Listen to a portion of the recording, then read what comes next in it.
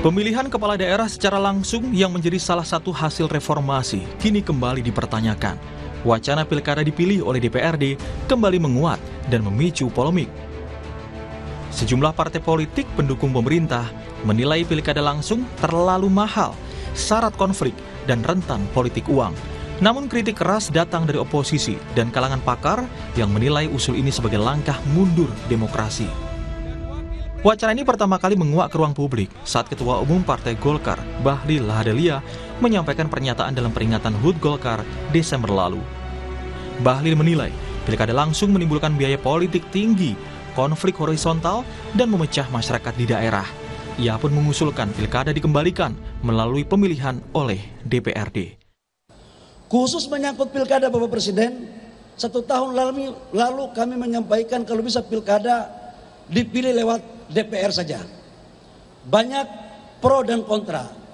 Tapi setelah kita mengkaji, alangkah lebih baiknya memang kita lakukan sesuai dengan pemilihan lewat DPR Kabupaten Kota, biar tidak lagi pusing-pusing. Oleh karena itu kami memandang pembahasan RUU bidang politik seyogyanya bisa dimulai tahun depan. Pernyataan ini lantas mendapat dukungan dari partai koalisi pemerintah. Terdapat 6 partai yang menyatakan dukungannya terhadap usulan tersebut, yakni Golkar, PAN, Gerindra, PKB, Nasdem, dan Demokrat. Partai koalisi pemerintah menyatakan siap membahas perubahan sistem pilkada melalui revisi undang-undang politik. Argumen yang dikemukakan hampir seragam. Pilkada langsung dinilai boros anggaran, memicu polarisasi, dan membuka ruang transaksi politik. Wali kota maupun gubernur itu ongkosnya sangat besar.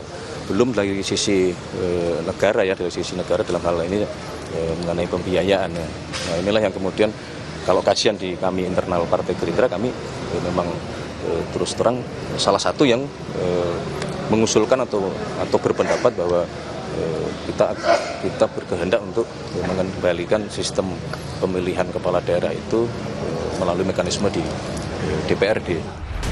Sedangkan Partai Demokrat yang menjadi partai yang paling baru menyatakan dukungannya dan akan selaras dengan Presiden Prabowo Subianto soal sistem pilkada melalui DPRD, baik dipilih langsung maupun melalui DPRD, asal tetap menghormati dan mendengar suara rakyat. Partai Demokrat menegaskan kebijakan ini harus melibatkan partisipasi publik yang luas.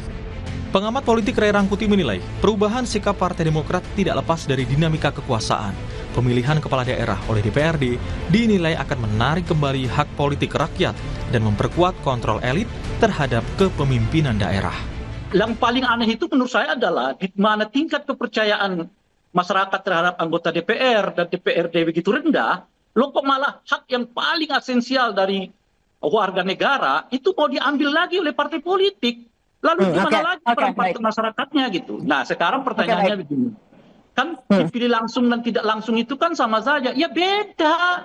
Oke, baik. Dipilih, itu sederhana aja. Pemilihan langsungnya itu juga sebenarnya tidak bisa disamakan. Oke, Bung Ray. Sederhana gini loh. Kalau kita mau mencari pasangan hidup, lebih baik dipilih sendiri oleh kita atau dipilihkan orang lain. Berbanding terbalik, PDI Perjuangan tegas menolak wacana pilkada dipilih oleh DPRD. Partai pimpinan Megawati Soekarnoputri ini menilai usul tersebut beresiko melanggengkan kekuasaan elit politik. Tapi mari kita bedah satu-satu lah. Misalnya anggaran yang begitu besar di tingkat penyelenggaraan. Tadi saya sudah sampaikan, kan ini bisa digabung dengan pemilu lain. Apakah dengan pemilu DPRD sebagaimana diputuskan MK, atau digabung dengan Pilpres. Jadi penyelenggaraan hari yang sama, ya. Lalu kemudian yang membedakan cuma tambahan surat suara, kan misalnya begitu, ya. Lalu ada cara milih tadi, apakah dengan e-voting. Jadi soal itu saya kira tidak terlalu masalah, termasuk di pihak pasangan calon. Kalau yang dimaksud adalah biaya paslon, ya, termasuk money politik. Ini menurut saya sih dosa partai politik. Pertama, salah satu yang membuat biaya besar bagi paslon itu adalah mahar partai politik. Saya punya pengalaman, satu kursi itu bisa sampai 1 miliar, saya dengar 2 miliar. Pakar hukum tata negara yang juga pengajar di Sekolah Tinggi Hukum Indonesia Jentera, Bivitri Susanti, menganggap wacana ini sebagai sinyal kemunduran demokrasi Pasalnya, memilih pemimpin adalah bagian dari sistem demokrasi yang sudah diatur dalam undang-undang. Pasal 18 yang namanya pemilihan yang demokratis itu adalah pemilihan secara langsung. Jadi rule dan relnya sebenarnya sudah lebih dari jelas bahwa yang diinginkan oleh pasal 18 Undang-Undang Dasar adalah pemilihan yang demokratis. Jadi relnya sudah jelas di situ ya. Nah kemudian kedua, kalau soal biaya, mari kita telaah. Biaya tinggi itu sebenarnya biaya apa? Menurut saya ada dua, formal dengan informal. Yang paling besar menurut saya yang seakan-akan begitu membengkak adalah biaya-biaya yang sebenarnya informal.